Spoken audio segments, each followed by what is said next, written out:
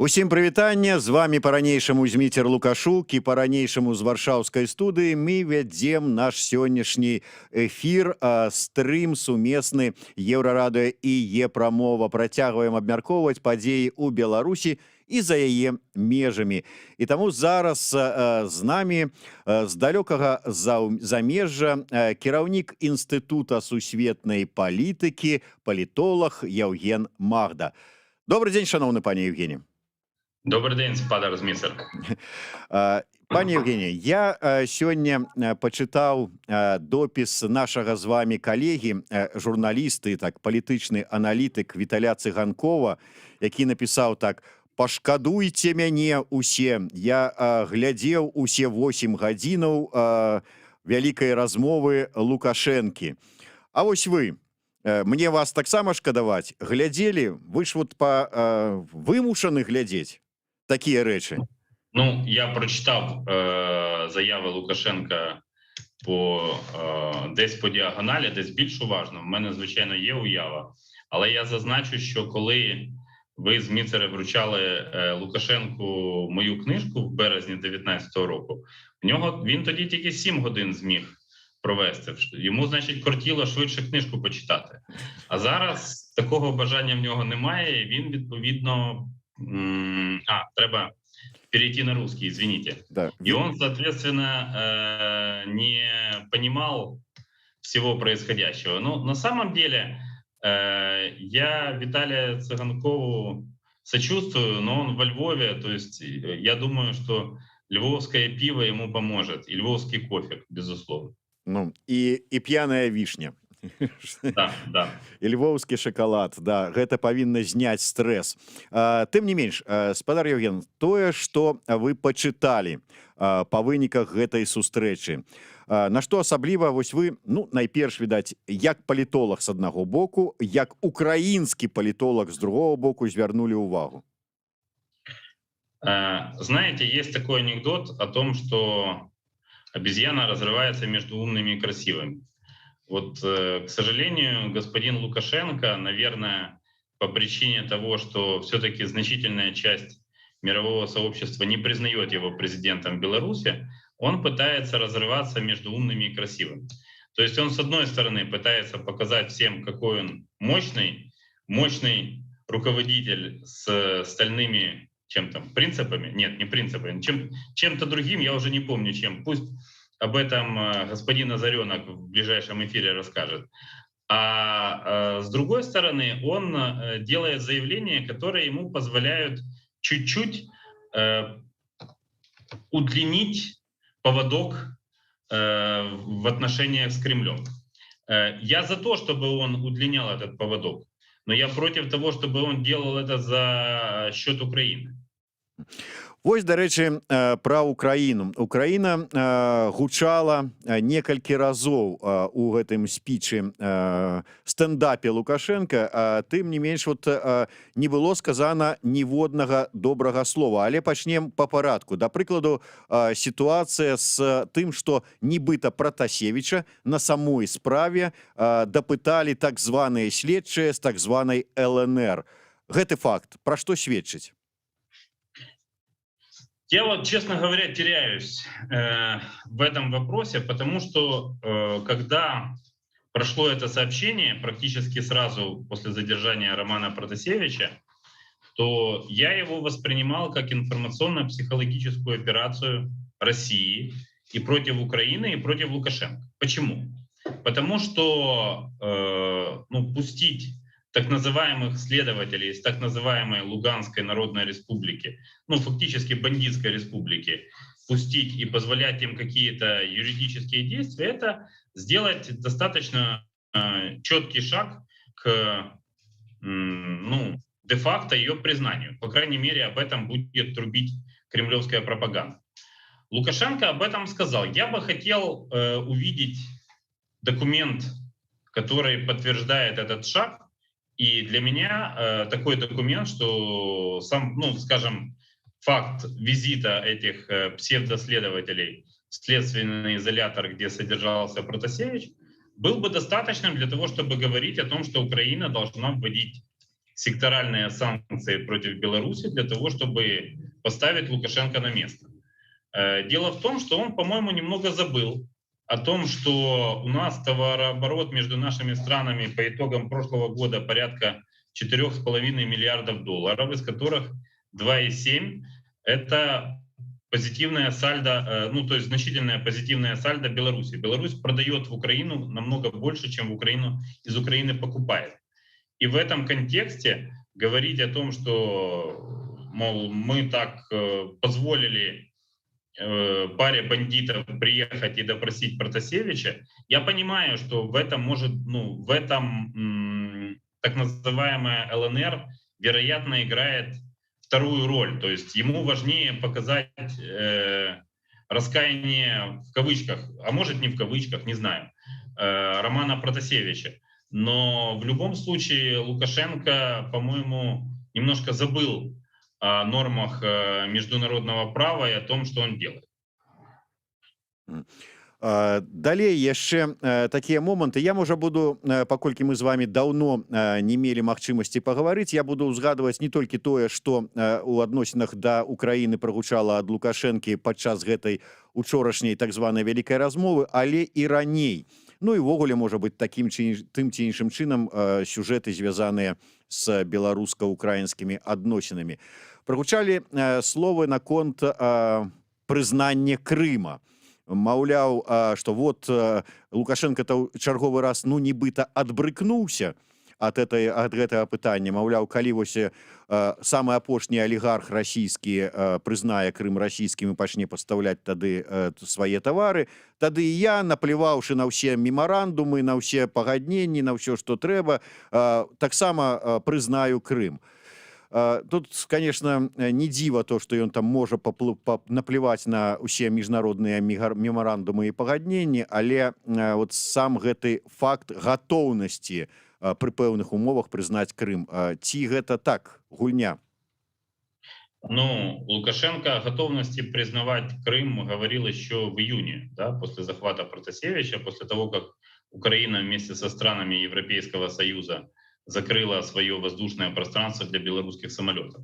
И тут важный момент, что на самом деле, а какая в этом сейчас экономическая логика? Отправлять самолеты Белавия куда? Ну, объективно это только разве что бархатный сезон.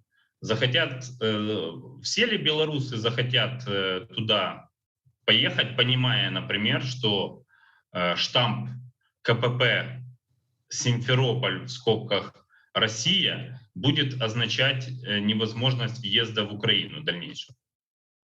Но я надеюсь, что среди граждан Беларуси достаточно людей благоразумных, и знаю, что и наши общие знакомые в том числе отдыхают, например, в Одессе, при этом легально въехав в Украину. Поэтому подобные заявления, они звучат, на самом деле, они направлены на внутреннюю аудиторию. И эта аудитория — это люди, которые без того любят Лукашенко. Вот знаете, есть такой мифологический сюжет, что после битвы на Калке, да, победители, половцы, они устроили банкет на телах русских князей. Вот так вот, по-моему, и у Лукашенко он собирается устраивать банкет на тех элементах своего образа, которые позволяли его воспринимать как человека рационального, как человека мыслящего. Ну и опять-таки есть еще один момент. Госпожа Тихановская не так давно встретилась с Джозефом Байденом в Белом доме, выпила с ним кофе, пообщалась и вообще имела очень активный визит в Беларусь. Я отмечу, что при моем достаточно скептическом отношении к Тихановской ее команда отработала там мощно. То есть она сделала белорусский вопрос как раз накануне годовщины президентских выборов одной из важных тем в американской информационной повестке дня. И со стороны кажется, что Лукашенко просто не может простить Тихановской такого поведения. Яшчэ один момант, там былі нейкія пэўныя, ну, такія кпіны, там, не буду казаць абразы, але тут такія падколкі ў бок Зеленскага. Былі размовы пра тысячы беларускіх паспартоў, якія былі выдадзены украінцам, якія з'ехалі з Украіны ў Беларусь. Ну, мы ж памятаем гэтую гісторыю пасля пачатку вайны ў Донбасе, пра тое, што там сколько там, ці то 150, ці то 300 тысяч нібыта прыехала ў Беларусь з Украіны, па словах Лукашэнкі, праўда, потым не маглі знайсці і 5 тысяч, але тым не менш. Ну і намёкі на тое, што вот трэба нам вот з афіцыйным Кіевам, з кіеўскімі ўладамі сядаць і абмяркоўваць вот усе тут пытанні, праблемы. На фоне таго, што было сказана, ўсіх гэтых закідаў, а вот як мусіць адрэагаваць афіцыйны Кіеў? Официальный Киев вчера отреагировал словами господина Никифорова, пресс-секретаря Владимира Зеленского, о том, что то, что заявляет Лукашенко, не соответствует действительности. И я думаю, что вот приведенный вами пример относительно паспортов, он достаточно показательный. Лукашенко активно видит бревно в чужом глазу, извините, не бревно, а кусочек дерева в чужом глазу, не замечая бревна российской пропаганды в собственном. Для меня, кстати, ну, я ж достаточно давно слежу за ситуацией в Беларуси, и заявление Лукашенко уже слышал самое разное. Но я очень четко отмечаю, что с августа прошлого года, когда на российское телевидение приехали российские информационные штрейкбрехеры, а белорусских журналистов начали вытеснять с территории Беларуси, то риторика Лукашенко, она стала какой-то максимально, ну, такой кровожадной. Я думаю, что в этом есть прямая связь. А о том, чтобы садиться и размышлять о чем? О том, что Лукашенко растратил свой образ так называемого донора стабильности, который он создавал после 2015 года. Вы, Змитцер, внимательно следите за Лукашенком, точно так же, как и я, и вы, наверное, помните, какие заявления он делал, ну, условно говоря, в 2016 году, через год после своей победы на президентских выборах, которую мир, в принципе, признал, и какие заявления он делает сейчас, насколько они отличаются. Тогда Лукашенко пытался быть, ну, таким покладистым, да, говорил, что вот мы там найдем возможности, мы там то решим, то сделаем. А сейчас он первый хлопец на деревне, только в этой деревне один двор, вот в чем проблема. Але тым не менш, разумеючы, што дамаўляцца даволі складана, накручваючы гэтую сітуацыю, расказваючы пра тое, што вот закрыць мяжу з боку Украіны ў тым ліку, расказваў учора пра нейкія і памежнікаў часткі, і нават вайсковыя нейкія часткі, якія былі перакінутыя да украінскай мяжы, каб там вот яе перакрыць, каб ніхто там яе не патрапіў, таму што зброя ідзе просто таварнымі вагонамі і гэтак далей. От робячы гэтыя заявы і вот ведаючы, які таваразварот паміж нашымі краінамі, вот не баіцца і на гэтым крыж паставіць? Ну, для этого должны быть санкции, секторальные санкции со стороны Украины. Пока украинское руководство на них не пошло. У него есть своя экономическая логика, поскольку белорусский битум, я так понимаю, важная часть нашей программы «Великое будівництво», большое строительство под патронатом Владимира Зеленского. И поэтому тут, я так понимаю, что другие партнеры, способные поставлять битум, они такие откаты не предлагают, как белорусская власть.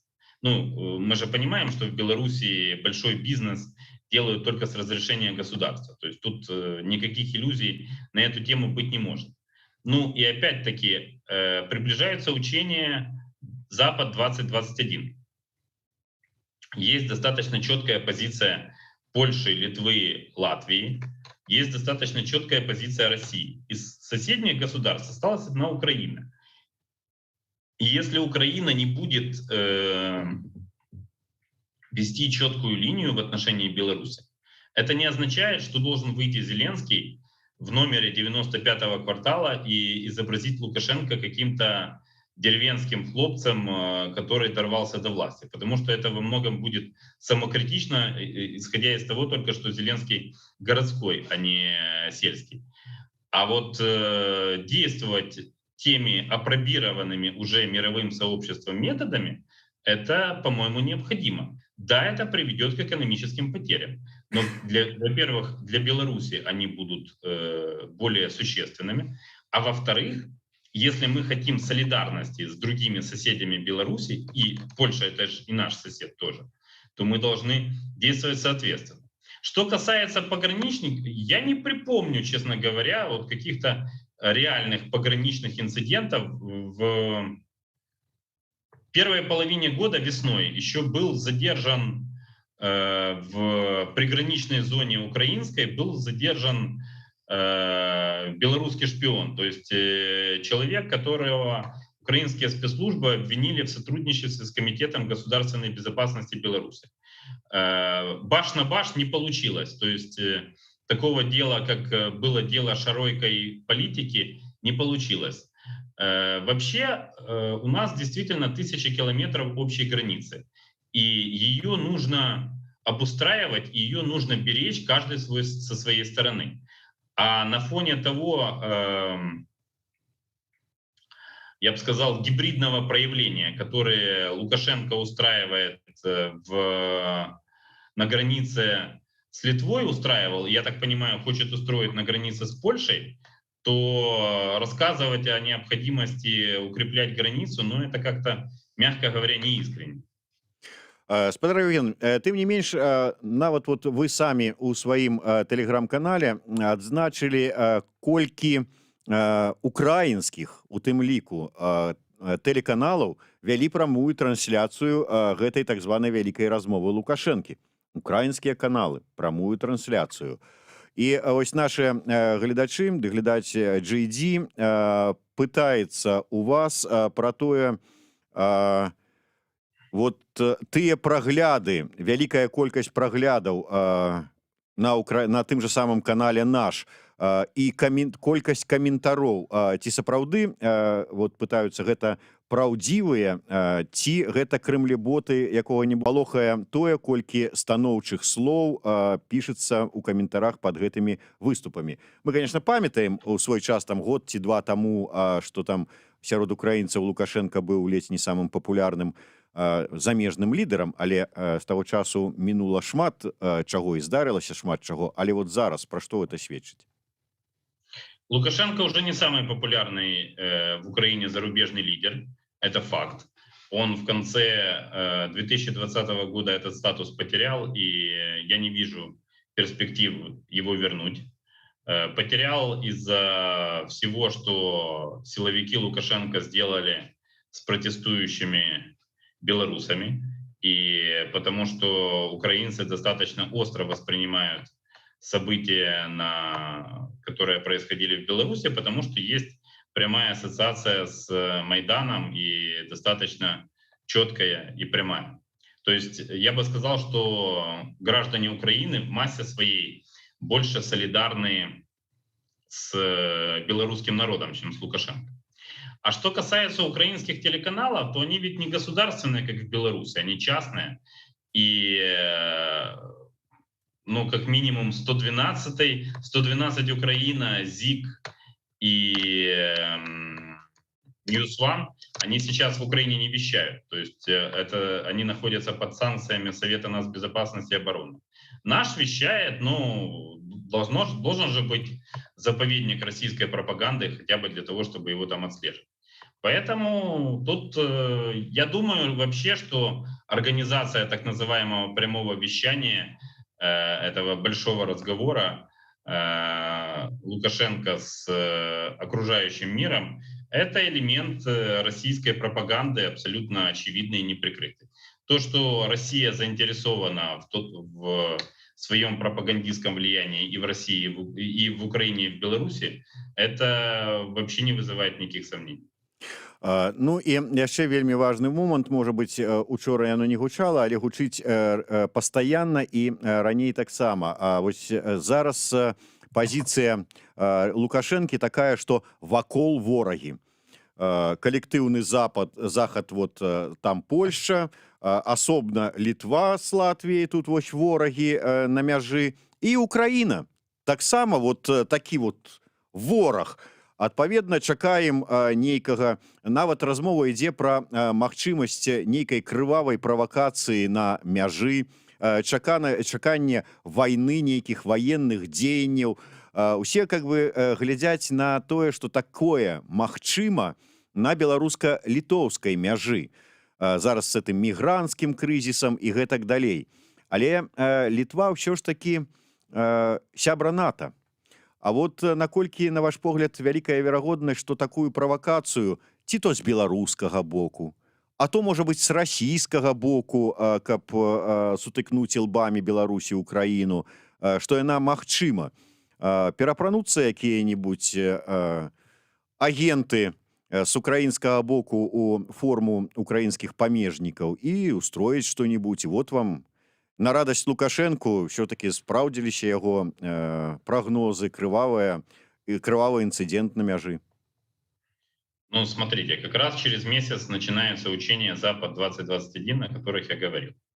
Уже российские войска перебрасываются на территорию Беларуси. Мы не будем тут оспаривать нормы международного права, поскольку это суверенное право государства проводить учения на своей территории.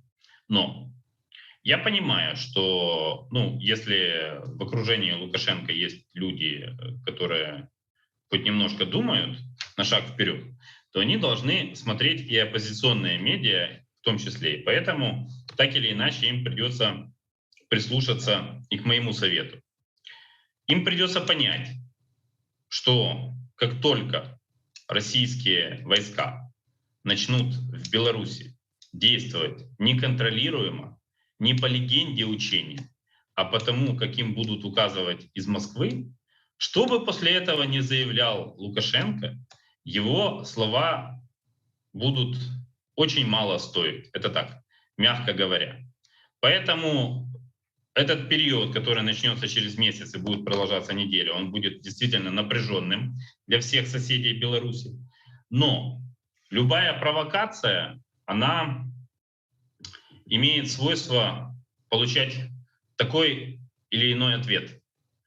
У Украины есть тяжелый опыт. Наша страна 8-й год воюет. Это плохо, это тяжело. Но за это время украинские военные получили значительный боевой опыт, и у нас более 300 тысяч людей, которые прошли через войну, так или иначе. В Беларуси, к счастью, войны не было. И поэтому во многом отношение белорусского общества к России напоминает отношение украинского общества, части украинского общества, значительной части украинского общества к России до 2014 года, до захвата Крыма. Вот только Крым, как мы понимаем, географический полуостров, там базировался российский Черноморский флот, что вместе с ошибками украинской власти, это тоже надо признавать, позволило России захватить Крым. А вот как будут действовать белорусы, если Россия попытается, использовав ту или иную провокацию, захватить саму Беларусь? Вот в чем проблема. Как будет действовать белорусская армия? Как будут действовать белорусские граждане? Это должны решать сами они. Они ведь присягали защищать Беларусь. Они ведь считают Беларусь абсолютно справедливо своей родиной, за которую, независимость которой надо отстаивать. А Украина свою независимость отстаивает с оружием в руках уже 8-й год. И поэтому можем, наверное, что-то показать и на какие-то вещи обратить внимание и даже какой-то опыт передать, если понадобится. І на заканчэнне яшчэ адзін момант, такі, не ведаю, як нават можа быць фактычна камічны. Лукашенко ў чарговы раз узгадаў пра тое, што не самастойныя ўлады Украіны, што кіруе ўсім вашынгтонскі абкам і гэтак далей, і гэтак далей.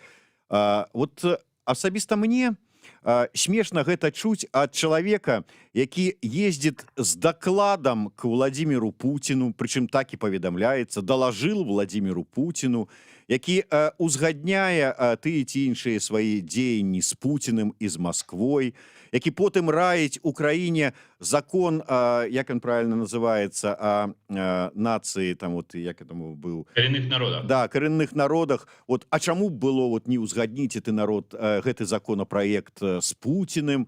Вот мне смешна гэта чуць. То есть вот там узгадняць это нормально. А там, калі штосьці, то гэта лялькаводы і Вашингтонскі абкам. А вот у вас падобныя вот выказванні, якія эмоцыі выклікаюць? Должен быть еще брюссельский крайком, если мы говорим в такой риторике. Потому что не только же Вашингтон управляет, должен же как-то Европейский Союз еще влиять на Украину. Если говорить серьезно, то, знаете, такой известный интернет-мем — это другое. Вот это как раз другое. Поэтому Лукашенко, как человек, который находится сегодня во главе Беларуси и остается непризнанным значительной частью мирового сообщества, включая Украину, он пытается всем доказать, что он самостоятельный. Но это надо доказывать не критикой в адрес другого государства, а действиями внутри своего государства. Я просто читаю сообщения из Беларуси и вижу, что оттуда уезжают люди, там просто становятся безлюдными улицы, там люди боятся что-то обсуждать друг с другом. У Украины много недостатков, но поверьте, это не исключает критику в адрес власти и не исключает то, что украинцы будут защищать свою родину и от любого агрессора, в каком бы образе он ни говорил. А Лукашенко нужно как-то определиться, как он больше, то есть либо он всегда за дружбу с Украиной, либо вот он предлагает это согласовывать с Владимиром Путиным и ставит себя на место украинских руководителей. Как они должны действовать, если у нас более 13 тысяч граждан на Украине, начиная с 2014 года, погибло? Вот как раз приближается годовщина Иловайская, годовщина Саур-могилы 2014 года. Хороший повод вспомнить о том, сколько погибло украинских солдат и как в такой ситуации должно действовать украинское политическое руководство. И примерить это на себя. Этот пиджачок, так или иначе, Лукашенко может еще, к сожалению, пригодиться. Ну да, да. І на заканчэнне, спадар Евген, як вы вот все ж таки ваш прогноз на фоне вось гэтай рыторыкі, на фоне ўсіх гэтых вот апошніх выказванняў і падзей, як вам бачыцца далейшыя ўзаемаадносіны паміж Беларусью и Украиной? Знаете, Змицер, я вот начал сегодня говорить на украинском на автомате. Почему? Потому что на самом деле украинский и белорусский язык очень похожи. А вот характеры наших народов немного разные. Но определять судьбу белорусов, Белоруссии будут сами белорусы. А выстраивать отношения между Украиной и Белоруссией тоже будут не Зеленский и Лукашенко или будущие лидеры наших стран, а будут обычные люди, как мы с вами, которые выстраивают эти отношения. И именно благодаря таким отношениям у меня есть некая осторожная уверенность в том, что какими бы ни были спекуляции, как бы это все ни звучало громко и грозно, у Украины и Беларуси через какое-то время, но будет нормальный период отношений, нормальное уважительное добрососедство и развитие как минимум с уважением друг к другу и с пониманием того, что сосед с тысячекилометровой границей — это сосед, с которым нужно считаться и в которого не нужно тыкать острой палочкой для того, чтобы показать, какой ты сильный. Дзякуй вялікі. Ну што ж, будзем спадзявацца, што сапраўды у нас з'явіцца магчымасць самім выбудоўваць адносіны паміж нашымі народамі і не залежыць ад настрояў нейкіх там людзей, якія лічаць сябе лідарамі, кіраўнікамі, багамі на зямлі і гэтак далей. Дзякуй вялікі. Евген Магда, Зміцер Лукашук у сумесным праекце Еўрарадыё і яе прамовы. Слава Украіне! Героям слава! Живе Беларусь! Жыве вечна.